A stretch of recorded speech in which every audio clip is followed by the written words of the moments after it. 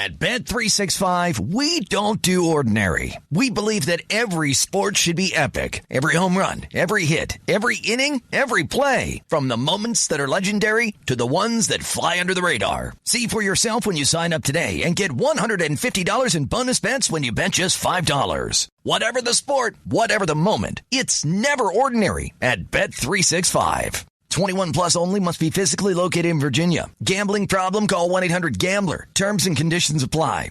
At Bet365, we don't do ordinary. We believe that every sport should be epic. Every home run, every hit, every inning, every play. From the moments that are legendary to the ones that fly under the radar. See for yourself when you sign up today and get $150 in bonus bets when you bet just $5. Whatever the sport, whatever the moment, it's never ordinary at Bet365. 21 plus only. Must be physically located in Virginia. Gambling problem? Call 1-800-GAMBLER. Terms and conditions apply.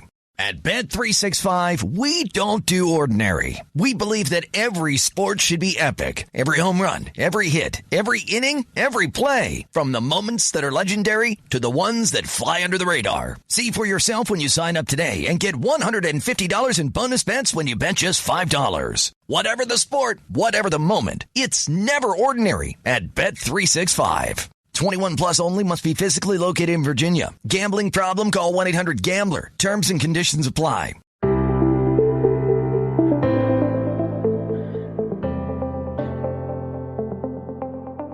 Hello and welcome to the Paddock and the Pavilion. Spring is finally in the air. Hopefully we have now had all the rain as both the cricket season and racing on the turf get underway. Today we are joined, or should I say rejoined, by German international cricketer Tina Gough, who has featured in several previous episodes of the Paddock and the Pavilion. In episode 259, Tina is put under the spotlight as I found out more about German cricket, her time at Fairbreak, and this summer's European Football Championships. Welcome back, Tina, to the Paddock and the Pavilion. Thank you for having me. Glad to be here. Well, you've been on several shows as a guest talking about England cricket, and this time we're going to find out about yourself. I'm going to do the same with Rosa Simpkin of Rosa Talks Ball because she's been on the podcast several times, but I need to find out about her, as I'm going to in today's show, about you and your cricketing career, your international career, how you started in cricket, Fairbreak, and even a bit about the Euros football, because I know you're a big football fan. Yep. But to start with, why Germany? Well, I was born in Germany, so that's the starting point. My mum's German, my dad's English, and I was born in Hamburg and moved to England at the age of 3, which is why I sound more English than German. But I promise when I speak German, I sound German as well. So, I've had a German passport my whole life, and I actually only got my British passport at the age of 18, I think. Even had to do a language test to prove that I could speak English, which was quite funny. But yeah, so I've always had a huge link to Germany. Even when I was living in England, I was visiting my grandparents every year, spent Christmases and holidays here. And then I studied German at university in England, and then came back here on my year abroad, fell in love with it all over again, and came back after university and haven't left since. And that was coming on 8 years ago now. So it's been a while now. So how did you first get into cricket? That's not through Germany. No, not quite as known as for its cricketing than England. I think it was mostly 2005 was where it really started. Obviously, that was a big year for cricket in England with the Ashes in the summer. In 2005, I was 11. So I think that was a time where I really kind of got inspired by cricket. I was always playing sport in the garden with my brother. He's 2 years older than me. So whatever he did, I kind of followed him. So that's how I got into football first and then got into cricket after that. And I went down to the local club where he was playing as well. And I was always never scared of a ball, could throw a ball. And I think that they saw that as I was just throwing the ball around. And luckily at that time, there was actually a women's club, which, talking about almost 20 years ago now, was not always that common that they had a women's team. So that's how I kind of really started at the age of 11 then, playing already then women's cricket. It's not quite what women's cricket is today. And that's how I got in and kind of all took off from there, really. So you found a women's club 20 years ago. That was it. That was good. Yeah. It was kind of, I didn't really have it on the radar at all. I kind of just played whatever sport. I played tennis, I played football, I played hockey, and cricket was kind of the summer sport that everyone was playing, especially then after the 2005 Ashes. And yeah, I got into the local team in Solihull near Birmingham and played with them then for several years, and then got into county quite early as well. So I started playing for Warwickshire at the age of, I think, 11 or 12. And that was in quite the early stages of the age group set up at the county level as well. So I think at that point we had a under 13s, under 15s, and then obviously all the way through to the ladies. And that's how it kind of escalated a bit. And I got then a bit of momentum playing cricket throughout my teenage years. Yeah, I noticed on Crick Archive, you're very often playing underage when you're playing for the age groups. Yeah, I think the first Warwickshire game I played was actually, I think, an under 15s game, and I must have been 11 or 12 at the time. And I remember it was an away game in Taunton. So I remember going on the bus then, and it felt quite official for the cricket I was used to. I was just kind of used to playing in the garden with my brother or playing at the local club, and suddenly I was on a coach going to an away day. So yeah, I had a lot of fun playing the age groups all the way through Warwickshire, and because I was always quite tall as well, I think I maybe passed for a few years older, and my height kind of helped me with my bowling at the time as well. Were you playing as an all-rounder in those days? Actually, more of a bowler. So yeah, as I said, because of my height, I was always able to be quite fairly quick for my age, and because I was left-handed, that's always going to be a benefit as a bowler, and bowling in swing, so I was able to really get some movement as a left armer, and I think that was a massive advantage for me. So most of the time I opened the bowling for club and for county, and then batted a bit lower down, which is quite interesting how it's developed, because now I'm opening the batting and probably bowling a bit lower down. So it's funny how these things kind of change throughout your career. But yeah, definitely started as more of a bowler. Well, everyone loves a left armer, don't they? Well, unless you're a batsman, that is. Well, exactly. I hate a left armer when I'm facing it as a batter now, but yeah, it was always an advantage with everything I did. I mean, being left-handed in sport is generally very useful. I play football as well, and it's helped me there, and even more so in cricket. And I'm a left-hander in the traditional sense as well, because I bat left-handed, bowl left-handed, and throw left-handed. So not one of these kind of hybrid cricketers that you have nowadays, like Ben Stokes, who does one and the other. So yeah, always been left-handed. Yeah, I always find that really strange because most right-handers tend to be very dominant right-handed, like myself. And to see someone like Stuart Broad who's bowling one and and everyone's doing the different things, it's incredible, really. I can't get my head around it. If I try to throw a ball with my right hand, it looks like I've never thrown a ball before in my life. And I can get there with batting because you just see the ball and swing at it. But with throwing and bowling, I can't get my arms and legs working in the right way if I try and do it right-handed. I can assure you it's the same for most right-handers as well. You played three university matches because you went to Oxford, didn't you? And I wanted to ask you about two games in 2016 where you played for Oxford University against Cambridge University. In both games, Oxford won. You got 52 at the Parks, and then you got 71 not out at the Lords on the nursery ground. What do you remember about the university matches? Yeah, that was an amazing experience. I was lucky enough to play twice at Lords on the nursery ground. That was at the time when Oxford and Cambridge always played their varsity games. Lords, the women were on the nursery ground and the men were on the main ground, which you can have discussions about that. I think it's now the varsity game isn't played there at all, which I think is also fair enough. But I was lucky that I was able to play there. And yeah, I think the 1 year I was captain, and the 1 year was my final year, and then I was trying to make the most of it. So 2016 was my final year. And I remember the weather was drawing in when we played at Lords. So I think it was a 45 over game, might have been 50 over game. And I was batting with Sian Kelly, who was the former Argentina national team coach, because I was at university with her as well.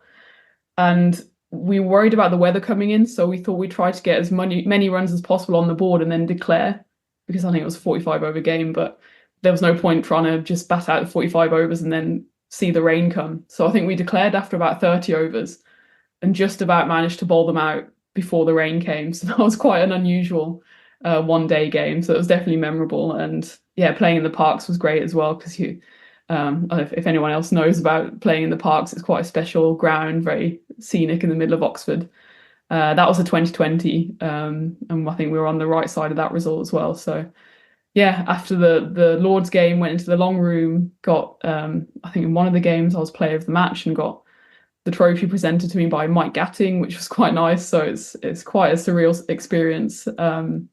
And yeah, look back really fondly at the games I played for Oxford, and even more so when we on the right side of a result against Cambridge. Internationally, it's interesting because you made your debut for Germany in 2015 against Denmark, but then you have an official debut in 2019 against Scotland. Can you explain to listeners why that's the case? Yeah, that's right. So Germany didn't get official T20I status until 2019, as you said. So we did play quite a few games before then, but they were always unofficial internationals. So there was a European tournament that we used to play in, and that was against the likes of Belgium and France, and I think Italy at the time. And yeah, we played series against Denmark because obviously they're our close neighbours up north.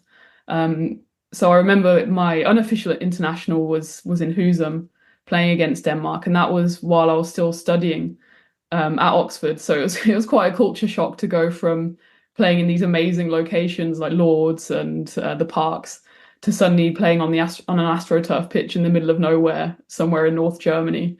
So it was kind of a bit of a shock to the system. It was a completely different way of playing cricket. I barely played on AstroTurf at all growing up because I was lucky to play county and club, where obviously in England you just play on turf pitches the whole time. So that was a bit of a strange feeling, but it was amazing just being able to play for Germany. Obviously, it's not every day you can say that you've represented your country. So yeah, that's where it all started. And then I went back to university, finished my degree, and then came back. And then by 2019, Germany got international status. And actually, I was very lucky to be captain for the first ever international that Germany played, because our usual captain, our current captain, she was injured, Anu, at the time. So I, as vice captain, stepped up and was captain then for the first T20I that Germany ever played, which was an amazing experience in Spain.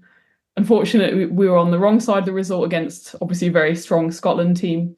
But that whole tournament was just an incredible experience. And just even in those short 4 years, the development that Germany went through, going from just playing more or less, local cricket, even if it was technically or almost an international, to then actually going to playing in official ICC tournaments where you're treated like professionals, and you got to stick to the regulations and the rules. And yeah, that was a great learning curve for all of us.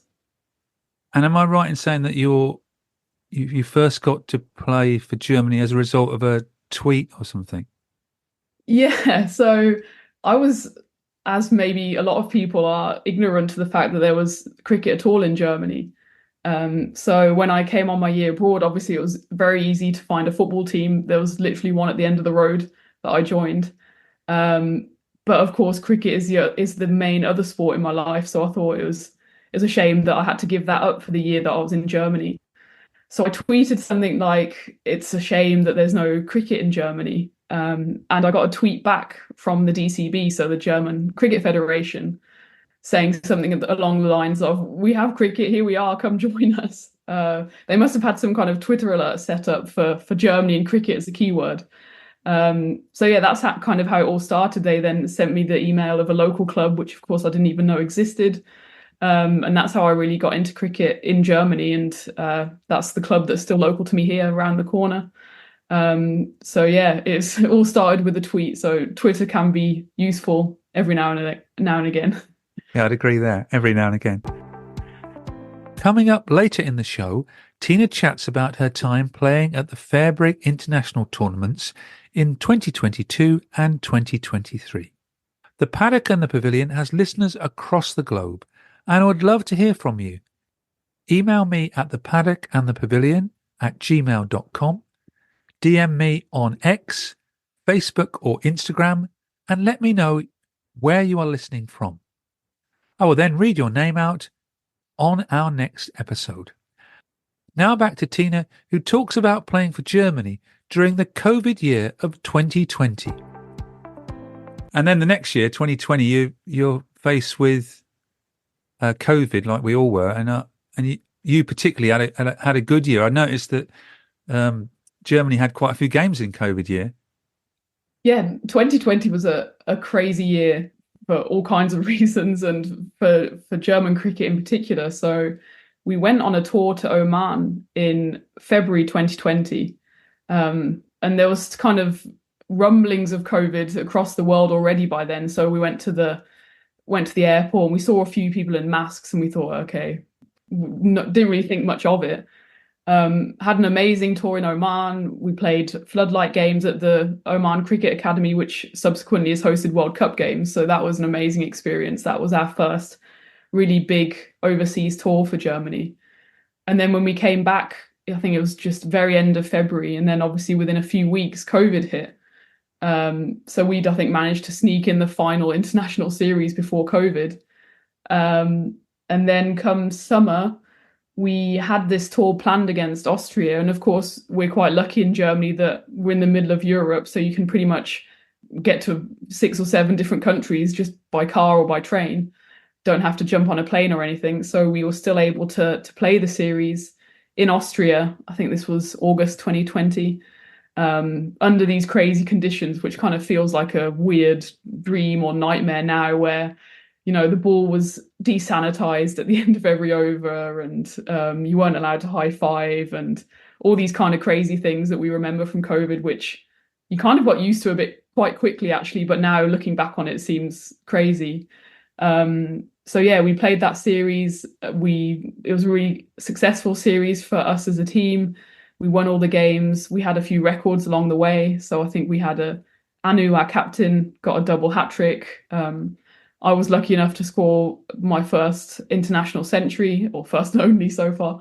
And yeah, it was a great time for German cricket. And because there was not much other cricket going on in the whole world, that tour actually got quite a lot of traction. So ICC was tweeting about it.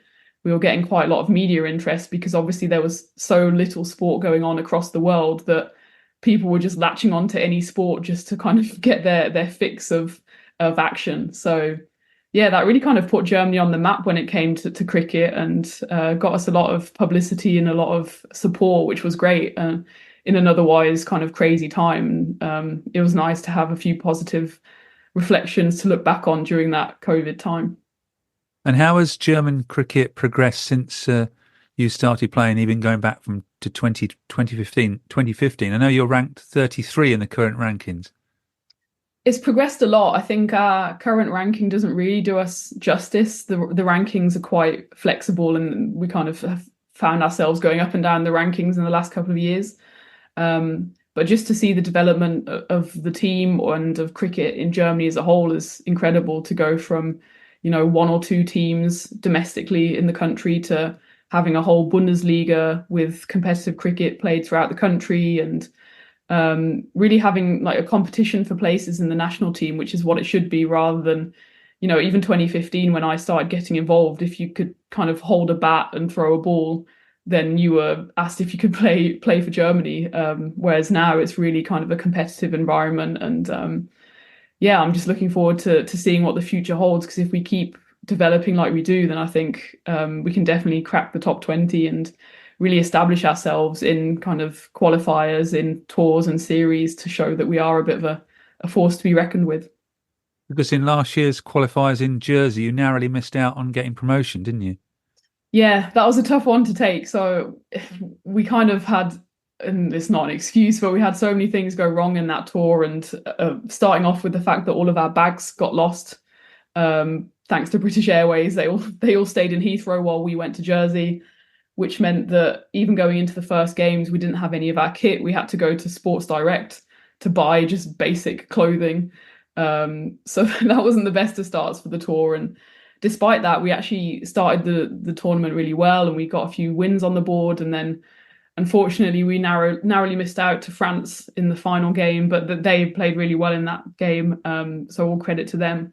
But we had quite a young team during that tournament as well, because we had a few of our more experienced players were on maternity leave or injured or working, which of course is the nature of associate cricket, that people have to work as well. So as much as we'd like to spend all of our time and effort playing cricket. Unfortunately, if work calls, then you have to do that. So we weren't at full strength, and I think had we been at full strength, we might have been able to push a bit more. But it was definitely a great experience for those less experienced players, and definitely something we'll take with us to the qualifiers, which will be in 18 months' time now. That's for the T20 World Cup in 2026, I guess, is it? Yeah, that's right. I think I'm not quite sure how the whole qualifiers work, because I think the women's side is also somehow tied into the 50 over World Cup, because there's not separate 50 over qualifiers. So it's quite a complicated system. But I mean, all we can do is focus on our own games, and the target for the next 18 months will definitely be to work towards the qualifiers, and then definitely progress in the qualifiers, assuming it will still be this 2 division structure. We definitely want to get through to Division 1 and kind of test ourselves against the more established countries in Europe, so Scotland, Ireland, and the Netherlands, because that's the level we really want to get to. That can only improve your play if you're being tested against the better teams, can't it? Yeah, exactly that. And I think when we first played Scotland and Ireland and the Netherlands, it was 2019, 2021 in the qualifiers then, before it went to the 2 division split. And I think while that was an amazing experience at the time, it probably came a bit too early for us as a team, because if you look at the results, we were kind of steamrolled a bit. We still held our own and we got a few wickets, we made a few runs. But we haven't since 2021 really been able to test ourselves against that level of opponent. So that's definitely what we want to be aiming towards, and to really see as a benchmark where we want to end up. And of course, speaking of Scotland, Ireland, they do have that professionalism now as well. And I've saw that Scotland have introduced central contracts as well. So of course, that's a bit of a step away, I think, for Germany for now. But of course, you always want something to aim towards in the future. And I think that's definitely the way we want to go, especially now that cricket has become an Olympic sport as well. And that will definitely help recognition for the sport in Germany, where it might otherwise fall a bit under the radar because of the dominance of other sports like football, like hockey, like tennis. Will you get more funding through being in the Olympics? Fingers crossed. So the German Cricket Board has become a member of the German Olympic Association. So that kind of legitimizes the board as an association, and you get definitely some funding, some support then from the Olympic Committee of Germany to kind of boost cricket within the country, and whether that be through kind of after school clubs or going into schools or doing grassroots cricket, it can all help to just push awareness and recognition for cricket as a sport, because it's a shame that in a huge country like Germany, and a country that's really sport mad, that cricket isn't as popular as it could be. So that's definitely the aim, and becoming an Olympic sport will definitely help that. At Bet365, we don't do ordinary. We believe that every sport should be epic. Every home run, every hit, every inning, every play. From the moments that are legendary to the ones that fly under the radar. See for yourself when you sign up today and get $150 in bonus bets when you bet just $5. Whatever the sport, whatever the moment, it's never ordinary at Bet365. 21 plus only, must be physically located in Virginia. Gambling problem? Call 1-800-GAMBLER. Terms and conditions apply. At Bet365, we don't do ordinary. We believe that every sport should be epic. Every home run, every hit, every inning, every play. From the moments that are legendary to the ones that fly under the radar. See for yourself when you sign up today and get $150 in bonus bets when you bet just $5. Whatever the sport, whatever the moment, it's never ordinary at Bet365. 21 plus only, must be physically located in Virginia. Gambling problem? Call 1-800-GAMBLER. Terms and conditions apply. At Bet365, we don't do ordinary. We believe that every sport should be epic. Every home run, every hit, every inning, every play. From the moments that are legendary to the ones that fly under the radar. Whether it's a walk-off grand slam or a base hit to center field. Whatever the sport, whatever the moment, it's never ordinary at Bet365. 21 plus only, must be physically located in Virginia. Gambling problem? Call 1-800-GAMBLER. How do you all balance working and playing cricket? Because you also work full-time, don't you? Yeah, with difficulty. So we often joke that Germany must be the most well qualified team in the world because I think we have about four doctors, several physios, several other PhDs. So a lot of us have quite big commitments to work as well. So it is a case of just trying to balance that as well as we can. We've got a few mothers in the team now as well. So it's the reality of associate cricket that you can't invest as much time as you'd like into cricket because at the end of the day, it's still a side project. It's still a passion. It's still a hobby, and it's not how we earn our money. So as a team, we actually don't meet up that regularly in Germany. So as a national team, we meet up maybe once a month for a whole weekend. That's what we're doing actually this weekend. And that's the way we kind of get together and focus as a team because we simply don't have the resources or the time or the budget to meet together more frequently. And of course, Germany is actually quite a big country. So I think I'm traveling about 5 or 6 hours this weekend to get to the national team training. And that simply wouldn't be manageable every week. So there's a lot of commitment required on a personal level to improve our game and to work on ourselves because as a national team we don't meet up as much as we'd like simply because we do all have lives beyond cricket. And briefly, let us know what your day job is.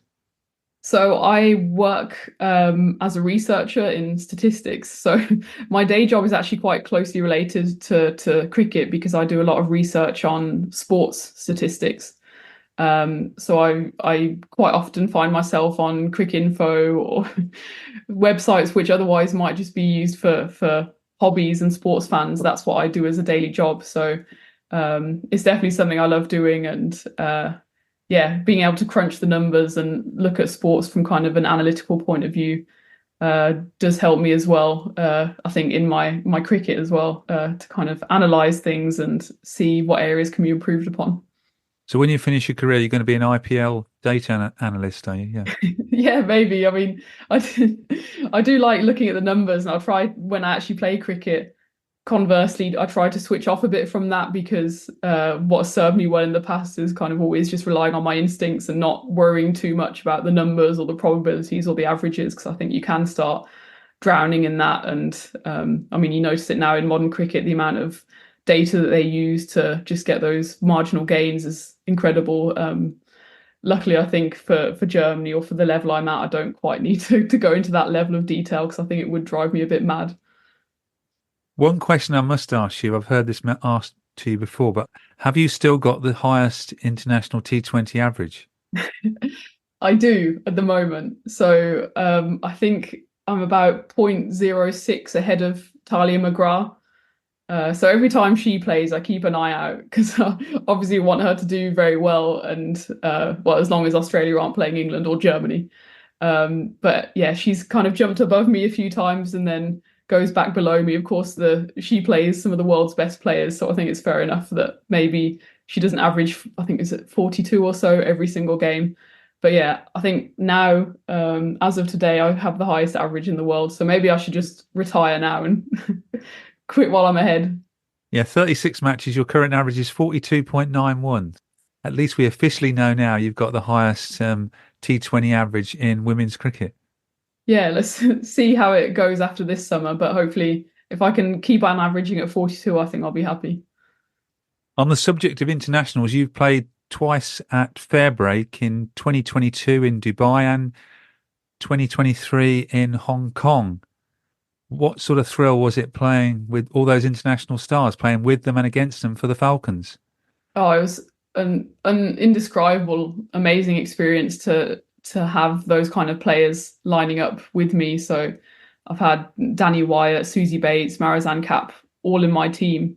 And just to be able to learn off them, not just in the games, but also in the nets and how they just approach match days from, getting up in the morning to debriefing afterwards. It's such an incredible and almost surreal experience, especially in Dubai in 2022. Of course, then we were still kind of in the back end of the pandemic. So we still had a few of those measures in place, and then we ended up playing in the massive international stadium in Dubai. Of course, the crowds weren't that big, so it was kind of a surreal experience playing in this amazing stadium with these amazing players. It was almost like a out of body experience, and what Fairbreak does for women's cricket, and especially women's associate cricket, is so incredible, because it's not often that players from countries like Germany or Kuwait or wherever it might be get the opportunity to play with the world's best players. And those 2 or 2.5 weeks that I've spent with those players, I learned so much just on how to approach the game, and just enjoyed it massively as well. And it's all I can do is thank Fairbreak for that opportunity. And it's incredible what they're doing for women's cricket. I agree with you there. What about the future now for yourself and German cricket in 2024? So the future is exciting. We're still kind of in the planning stage for what we want to do this year.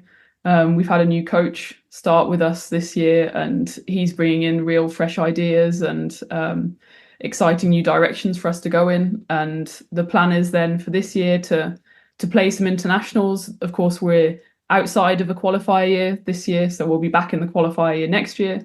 So this year is just about kind of growing back together as a team, giving experience to maybe some younger players, and hopefully then climbing up the rankings.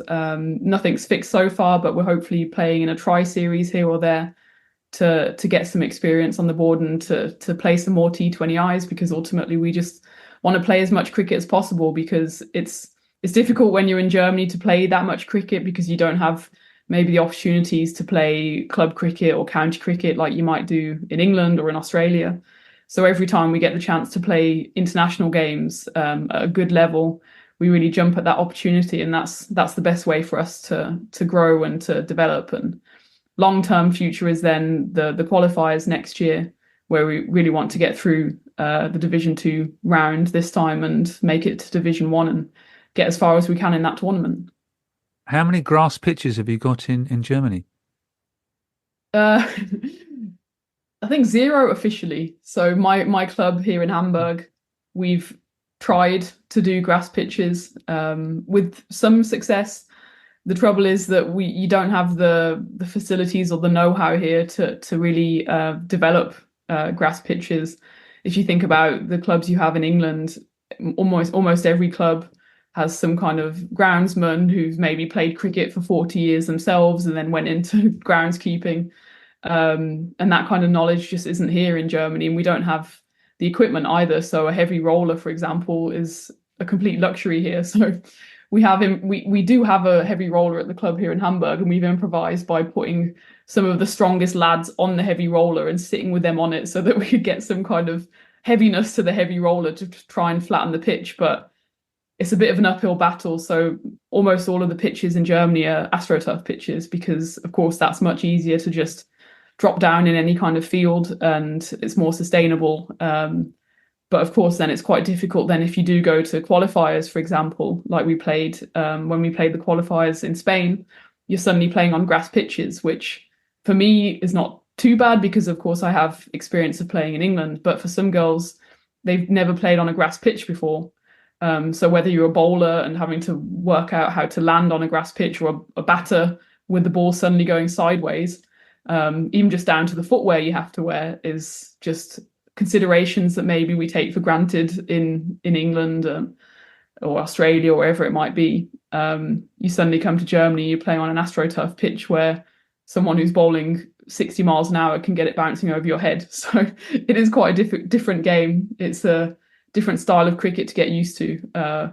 But we make do with what we have, and we just want to play cricket. So if that has to be on an AstroTurf, then so be it. We'll make the most of it. Widening the question, in Germany, is women's sport really on the rise like it is in the UK? Definitely. I think in Germany, actually, if we look at football, for example, it might even be a few steps ahead of England, because sport, or women's sport in Germany, has always been really popular. Not just football, you also have hockey and tennis, and you can see that by the success of female athletes internationally, the ones that come from Germany, whether it be German tennis players, or the German hockey team has always had great success as well. And the women's football teams often have 20, 30, 40,000 spectators, which is what we're kind of seeing now in England as well. So yeah, it's definitely kind of reflecting the situation in England and might even be kind of a few years ahead in some respects. Just like, for example, we always talk about how in Australia, women's cricket is a few years ahead of women's cricket in England. So I think the development in every country is really positive. So long may that continue. And I think there's definitely more growth or potential for growth upwards as well. Yeah, interesting to hear that, because in the UK or in England, it seems to have been the women's Euros football that really transformed women's sport, I think. Yeah, it's always it's always a spark that kind of lights the interest. And it was kind of similar in Germany, because obviously Germany got to the final as well and has often had success in the women's World Cup, the Football World Cup. So yeah, it's always just one of these things. You need something to kind of capture the imagination of the public, and then it kind of takes off from there. And there's been a few events in women's cricket that I think have kind of threatened to do the same. So we had obviously the Women's World Cup in Australia, which had the world record crowd of 80-odd thousand. And the hope was that would provide the spark. And I think there were signs of that. I think what the 100 is doing in England is unbelievable as well for supporting women's cricket. I think the double headers is a really good idea. It ultimately doesn't matter how you kind of introduce people to women's sport. You just have to get them there sitting in front of it, because I think the rest then speaks for itself. They see the talent on show, the women's cricketers, women's footballers, and that's how you really kind of get the momentum going and the support for the sport. Yeah, and I think we're getting much wider TV coverage now in England. Yeah, that's right. And I always try to find ways of watching it in Germany, because obviously it's not quite as easily accessible in Germany to watch the cricket. But yeah, it's great. Every time you turn on Sky Sports, you often have, in the summer, you have the women's 100 on, you have the women's Ashes. It's just become normal now. And that's how I think how it should be. And that's how you kind of really capture the fans, because you need to make it accessible, because, the product is there and it is appealing. You just need to make sure people can have access to it. Now, I'm going to change actually to the men's Euros now, which I know this is a cricket podcast or a horse racing podcast. We're not going to talk horse racing, don't worry. But are you going to the Euro footballs? I know you're a football fan. So I'm actually volunteering. So I thought that the easiest way for me to get as close to the action as possible would be to volunteer, because Hamburg is going to be one of the host cities. Unfortunately, we didn't get the best of draws when it came to the teams that are coming. So unfortunately, no England and no Germany. But I think the Netherlands will be in one of the games in Hamburg, and then it's hosting a quarterfinal as well. So with luck, we might get England or Germany then. But yeah, I'll be volunteering. So I'll hopefully be in and around the stadium, because I did try to get tickets, but it was impossible to get any kind of tickets, because I think they were so in demand. Obviously, again, because Germany is quite an easy country to get to. So I think the whole of Europe will be flocking here. So I wasn't able to get any tickets, but I will be hopefully close to the action for the duration of the tournament. And that's kind of going to be a bit of a football break in between what will otherwise be quite an action-packed summer of cricket for me, I hope. Now, we know if Germany play England that Germany win on penalties, but who will you be cheering for between Germany and England? I always get this question. I always firmly sit on the fence with it. So in the last tournament, Germany played England and England came out on top, and I was happy with that. Obviously, Germany won the World Cup not too long ago, and I was happy with that. So I think I just like to see it as having kind of two bites of the cherry. And if England don't win and then Germany win, then it's great. If it's the other way around, also great.